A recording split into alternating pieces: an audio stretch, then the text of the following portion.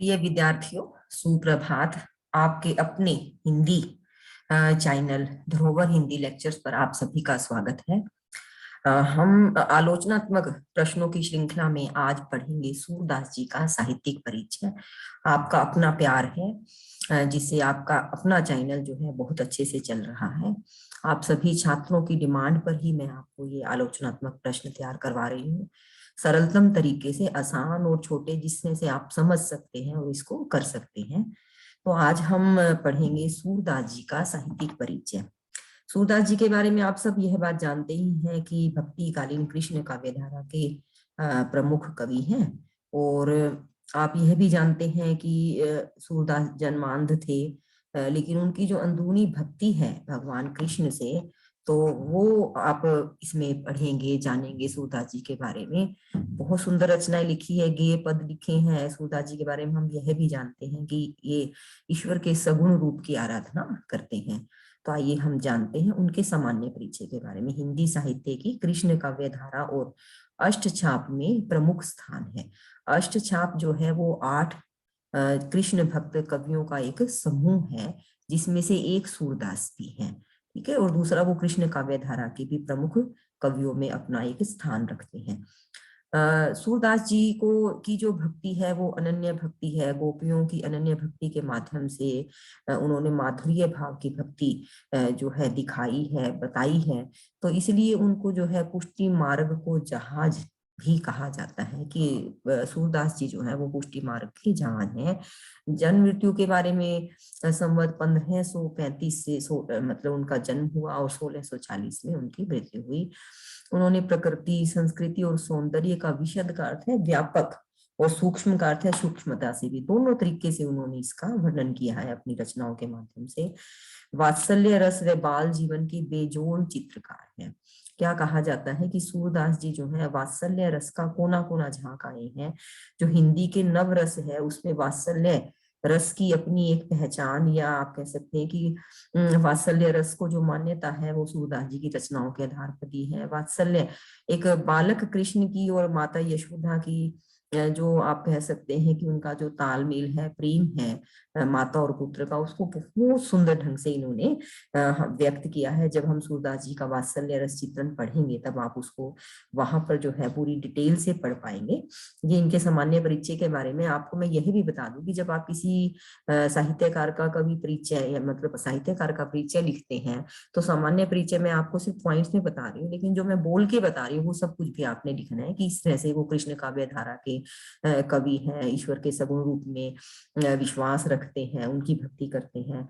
और जो भी कुछ आपको सूरदास जी के बारे में पता है वो अपनी लैंग्वेज में आपने उसको भी साथ में ऐड करना है। ये इनके मुख्य मुख्य पॉइंट्स में आपको बता रही हूँ। सूरदास जी की रचनाओं के बारे में कहा जाता है कि उनकी 3 प्रमुख रचनाएं हैं। सूर सागर जो है उनकी सबसे बड़ी रचना मानी जाती है, जिसमें कहा जाता है कि उन्होंने 1.25 लाख पदों की रचना की, पर अभी हमारे पास जो है 6000 पद ही उपलब्ध हैं। ये कहा जाता है कि सूरदास जी ने जो भी रचनाएं लिखी है वो पद में लिखी है, मतलब गेय पद है, उनको गाया जाता है भजन की तरह से। आपने भी कहीं ना कहीं सुने होंगे, मैया मैं नहीं माखन खायो, इस तरह से ना जो पद, तो वो इस तरह से है। साहित्य लहरी जो है ये कहा जाता है कि एक दूसरी रचना है जिसमें 118 पद है, पर इसकी प्रामाणिकता पर संदेह का अर्थ है कि भी कुछ लोग मानते हैं कि ये है और कुछ लोग मानते नहीं है। सूर सारावली इनकी एक तीसरी रचना है जिसमें 1107 पद है, और यह जो है इन्होंने सूर सागर की भूमिका के रूप में रचा था, कि मतलब जैसे एक रचना के रूप में पहले लिख दिया और फिर उसके बाद इन्होंने सूर सागर की रचना की। साहित्यिक विशेषताओं में बाल लीलाओं का मनोहर वर्णन। मैंने आपको बताया था कि सूरदास जी का वात्सल्य रस चित्रण जो है वह बेजोड़ है। देखिए कितना सुंदर भगवान कृष्ण का चित्रण किया है कि शोभित कर नवनीत लिए। नवनीत का अर्थ है ताजा ताजा माखन हाथ में लेकर वो सुशोभित हो रहे बालक कृष्ण बड़े सुंदर लग रहे हैं। घुटरुअन चलत, घुटनों के बल चल रहे हैं। रेणु तनु मंडित, और रेत से उनका तन लिपटा हुआ है। मुख दधि लेप की, और उसके साथ उन्होंने मुख पर अपने दधी का अर्थात दही का लेप भी किया है। तो ये इनकी एक बहुत सुंदर है। बाल लीलाओं का, उनकी कृष्ण की बाल लीलाओं का बड़ा मनोहर चित्रण करते हैं। यदि हम उनके पदों को मन से पढ़ते हैं तो लगता है कि बालक कृष्ण की वह छवि हमारी आंखों के सामने। इसी को ये कहते हैं कि सजीव चित्रण, मनोहर चित्रण है। दूसरा इनका वात्सल्य वर्णन।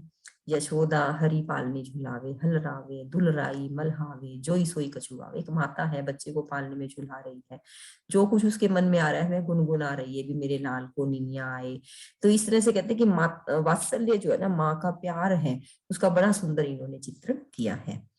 भक्ति भावना, इन्होंने दैन्य भाव की भक्ति की है, बिल्कुल पूर्ण श्रद्धा से।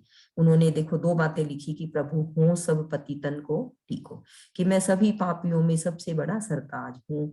कुछ लोग पापी ऐसे होंगे जो कुछ दिन पहले बने होंगे, मैं तो जन्म से ही पापी हूँ। मतलब विनय भावना है कि सच्चे भक्त, और फिर भी कहते हैं कि मेरा उद्धार करो। और दूसरा कहते हैं कि मैं अनन्य भक्त हूँ, कि मेरा मन आपके को छोड़ करके और कहाँ सुख पा सकता है। जैसे जहाज पर रहने वाला पंछी जहाज से उड़कर कहीं भी चला जाए, पुनः वह विश्राम करने अपने जहाज पर ही आता है, इसी तरह से मेरा मन, हे प्रभु, आपको छोड़ करके कहीं चला भी जाता है तो इसको शांति, सुकून और आराम जो है आपके चरणों में आकर ही मिलता है। मेरा मन आपके अलावा कहीं और जाना नहीं चाहता। श्रृंगार वर्णन, सूरदास जी को कहा जाता है कि सूरदास जो है वात्सल्य रस के साथ साथ श्रृंगार रस चित्रण के भी सम्राट कवि माने जाते हैं। हिंदी साहित्य में श्रृंगार रस चित्रण भी इन्होंने बहुत सुंदर किया है। राधा और कृष्ण के प्रथम मिलन का कितना मनोहर चित्रण है, देखिए कि नवल किशोर नवल नागरिया।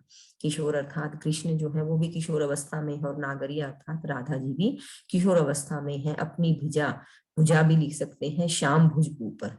राधा जी ने अपनी भुजाएं जो है शाम की भुजाओं में पकड़ा दी है, और शाम की भुजाओं को अपने हृदय पर धारण कर लिया, अर्थात उनके प्रथम मिलन की बड़ी ही मनोहर छवि सूरदास जी ने दिखाई है। फिर देखिए श्रृंगार रस है, उसके दोनों रूप है। ये मिलन का दिखाया है, तो उसके बाद वियोग। श्रृंगार में दो रूप होते हैं, संयोग श्रृंगार और वियोग श्रृंगार। संयोग श्रृंगार की आपने छवि देख ली, नवल किशोर नवल नागरिया, है ना। अब वियोग की क्या कहते हैं कि जब गोपियां उद्धव से मिलती हैं, भगवान कृष्ण के मित्र से मिलती हैं, तो कहती कि अखियां हरि दर्शन की, हमें अपने परमात्मा, अपने कान्हा के दर्शन की भूख है। ये कैसे रहे रूप, जो कृष्ण के रूप में रंगी हुई आंखें हैं, ये योग की लुखी सुखी बातें सुन करके खुश नहीं रह सकती। तो क्या कहती हैं सखियां कि हम कृष्ण के वियोग में भी उसके साथ ही मिले, वियोग में भी उनका प्रेम ही है, वो कृष्ण को छोड़कर और किसी की तरफ ध्यान नहीं दे सकती। प्रकृति वर्णन है, प्रकृति वर्णन में भी उन्होंने क्या कहा है सूरदास जी ने कि बीनू गोपाल बैरन भई कुंजई। जो कुंज वन था, मतलब वो क्या कहना चाहती है कि कुंज वन जो कृष्ण के साथ हमें अच्छे लगते थे, आज हमें वो कैसे लग रहे हैं, गोपाल के बिना ऐसे लग रहा है कि जैसे वो हमारे शत्रु हो गए हैं। तब ये लता लगती अति शीतल अब भई विषम ज्वाल की कुंजई, कि कहते हैं कि जब ये लताएं जो है हमें कैसी लगती थी, शीतलता देती थी, अब ऐसे लगता है ज्वाला की पुंज बनकर रह गई है। इस तरह से उन्होंने प्रकृति का चित्रण भी जो है सखियों के विरह को दर्शाने के लिए बड़े सुंदर ढंग से व्यक्त किया है। तो आप ये कह सकते हैं कि उनका जो प्रकृति चित्रण है उसका सुंदर चित्रण उन्होंने साथ ही किया है, स्वाभाविक विस्तृत चित्रण किया है। प्रकृति वर्णन उन्होंने आलंबन रूप में न होकर उद्दीपन रूप में किया है। और कहते हैं कि जब वात्सल और श्रृंगार के क्षेत्र में प्रकृति के उद्दीपन रूप को ही उन्होंने महत्व दिया है। सूरदास जी को प्रकृति के कोमल रूप से अधिक लगाव था, इसलिए उन्होंने उसी रूप में प्रकृति का वर्णन किया है। और आइए हम उनके पढ़ते हैं भाषा शैली के बारे में, कि सूरदास जी की जो साहित्यिक भाषा है वो ब्रज भाषा है। ब्रज की भाषा में, मीठी बोली में उन्होंने कृष्ण लीलाओं का बड़ा सुंदर चित्रण किया है। और आप सब जानते हैं कि कोई भी अच्छा साहित्यकार है तो वह तत्सम तद्भवदेश शब्दों का भी अपनी जो रचनाएं हैं उनमें प्रयोग करता है। शब्द और अर्थ दोनों अलंकारों का भी इन्होंने बड़ा सुंदर चित्रण किया है, सभी रसों का प्रयोग है। लेकिन मैंने बताया आपको सूरदास जी को मुख्यतः जो आप कह सकते हैं सफलता मिली है वो श्रृंगार रस और वात्सल्य रस में मिली है। वैसे इन्होंने शांत रस, जैसे जो दैन्य भाव की पद है, विनय भाव के पद है, वहां शांत रस का भी बड़ा सुंदर प्रयोग किया है।